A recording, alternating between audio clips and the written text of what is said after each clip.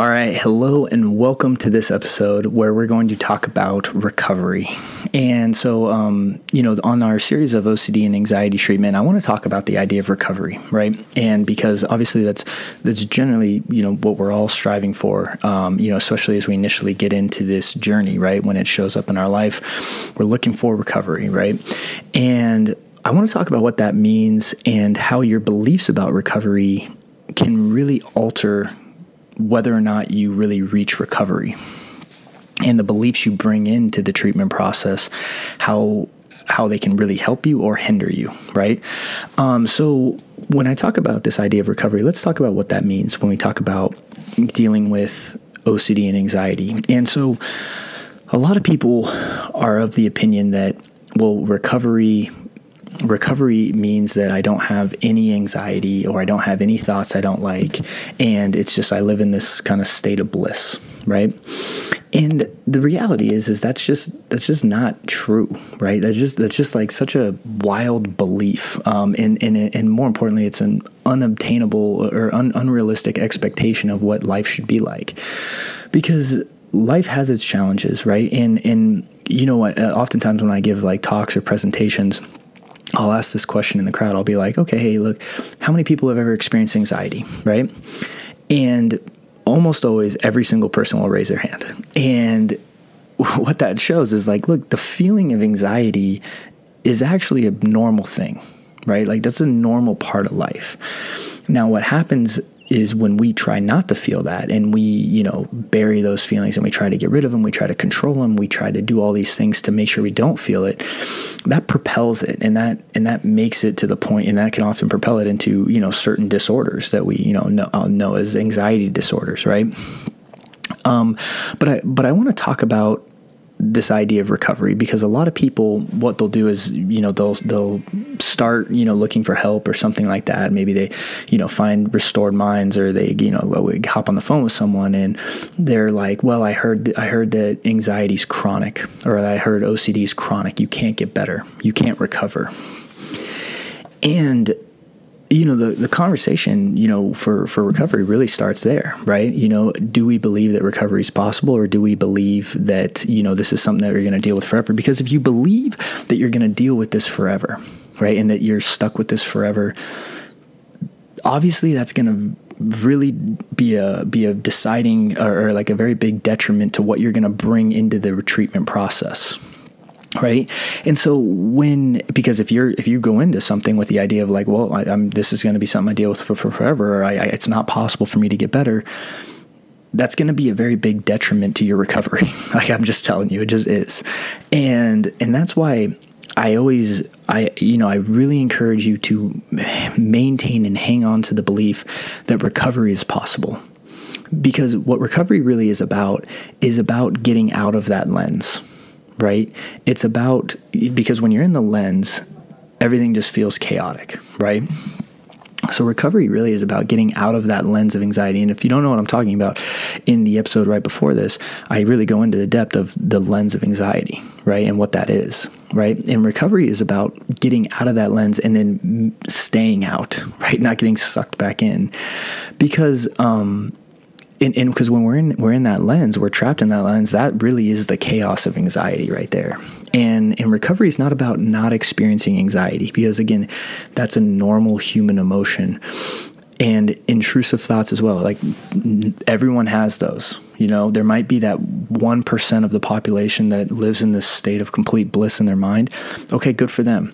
But for the rest of us, including myself, most people have intrusive thoughts they don't like in their head, right? And when we talk about recovery, I mean, one of the things that I really always encourage people is I encourage them to adopt the belief that recovery is inevitable, because what you believe is going to determine your behaviors, and your behaviors are ultimately going to determine your success. And so behavior always follows belief, right? If you ever want to know what someone really believes, you watch their behavior. Right. Like, and so like if a salesman, for instance, like I use this analogy sometimes, if he tells you that this chair is great and he's trying to sell you a chair and telling you all these great features about it, and he tells you how strong it is, but he won't sit in it, that shows you that he doesn't believe that the chair would hold him. right? Like his behavior is what actually determines, like it will always follow belief. And when it comes to recovery, when we talk about the idea of ERP, well, if you're going to, and what ERP, what I mean is exposure and response prevention. If you're going to engage in ERP, but you're operating with the belief that I can't get better, well, do you think you're really going to engage in it in the correct way? Or are you going to go half-hearted? Because if you're expecting ERP not to work, well, it's almost going to create a self-fulfilling prophecy, right? Because I can't get better, right? And the reality is that I've watched, not only with myself, but many other people have wild breakthroughs when it comes to anxiety recovery, right? And it doesn't mean that I've never felt anxious again after that. It also doesn't mean that I haven't had thoughts that, I don't, aren't that great in my head, right? Things that pop up.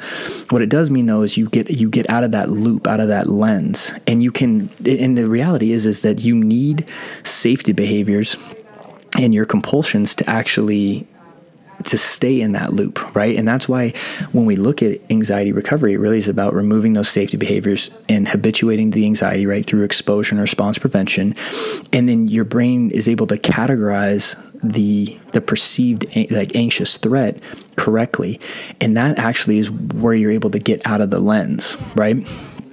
And so, but again, that belief that recovery is possible, and dare I say inevitable, because if you really operated from that, what would happen is if you operate, let's just look at this example, okay? Because I was just talking to someone about this the other day. So we were talking about the idea of thoughts popping up, right, when they were in, like certain social situations, right, with social anxiety. And if you operate from the belief that recovery is not possible, when those thoughts pop up, it's going to reinforce that idea that recovery is not possible, right? You see, I'm having thoughts again, right? Or I'm feeling anxious again, right? Recovery is not possible. But if you operate from the idea that recovery is inevitable, and not only that, it's not only possible, but it's inevitable, well, those same thoughts, when they present themselves, are an opportunity for you to put your new tools into practice and to ultimately conquer that specific fear. The same exact experience, but the belief that we hold about the experience is going to dictate how we behave towards it. And how we behave is ultimately what's going to dictate if we get better. Do you see do you see that connection there? Because it's so important that you understand this. And if this is something you're struggling with, the beliefs that you bring into this are so much more powerful than any tools you'll ever learn. That's why, whenever I work with someone, if you go through the Restored Minds, Overcoming Anxiety program, right? I mean, that's the foundational work that we do. We don't even go into tools, initially, right? It's we don't even talk about tools till later on, because if I can give you the best tools in the world, but if you're just well, this is impossible, right? It doesn't matter what tools I give you, right? It doesn't matter what anyone does, right? And that's the thing. It's maintaining the belief that recovery is not only possible, but inevitable for yourself. And hey, look, there'll be people who I'm sure will go against what I'm saying and say, oh, no, this is chronic. And hey, you know what? Let them do that, right? That's okay. What I'm saying this is for you. Okay. If you're listening to this episode, you're with me here. You can choose what you want to believe about what's possible. And that's it. Right? And if you want to believe that your recovery is not only possible, but it's inevitable, you can choose that belief, right? You have that freedom to choose that. And whatever anyone else says, that's their business, right? But if you do believe that, you're going to act according to that belief. And that is what is actually going to propel you into real and true recovery, because recovery is possible. If it's possible for one person, it's possible for you. Okay. And I've not only experienced it myself, but many other people have taken their lives back from anxiety and OCD. And so if it is possible for others, it's possible for you. And I maintain that belief with not only myself, but every single person that I've ever talked to and worked with. And, and I just choose to operate from that place. And so, just to summarize this episode, what we tell ourselves and what we believe about recovery is going to be a huge factor in our ability to achieve recovery. Okay. And, and I really hope that you're seeing that, in this episode. And again, like I'd really encourage you to kind of take note of what beliefs you hold now and what beliefs you want to hold moving forward. Because a belief is just that, it's just a belief. Your belief about Santa Claus one day changed overnight, right? Beliefs can change really quickly, actually. So again, if this is something that you do struggle with, that belief is really important. And if it is something that you struggle with, we also have a bunch of resources over at Restored Minds to help you on your journey. So I have links down in the notes below, and you can also just check out restoredminds.com and do our free assessment, free guides, and also our programs as well. And so thank you so much for tuning in to the show. And I really do hope this idea of belief is helpful for you. And I just really encourage you to choose to adopt a belief that recovery is possible, and because you'll operate from a much better place in your treatment process if you do. So thank you so much, and I'll see you guys next week. Take care.